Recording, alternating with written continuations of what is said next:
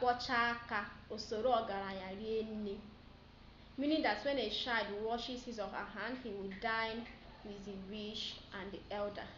So when you prepare yourself, when you do a good thing, you enjoy at the end. That is just what it means. Ụkwụ ji agụ mgbada abịara ya iji ụgwọ. It's only when you have some challenges that even people who are not up to your level, people who supposed to be respecting you, will turn around to insult you. So whenever someone has challenges, even people who don't supposed to talk to them anyhow will start talking to them anyhow. Anyụkọ mamịrị ọnụ ọgba ụfụfụ. When you urinate together, it produces foam. It simply means that when you put ideas together,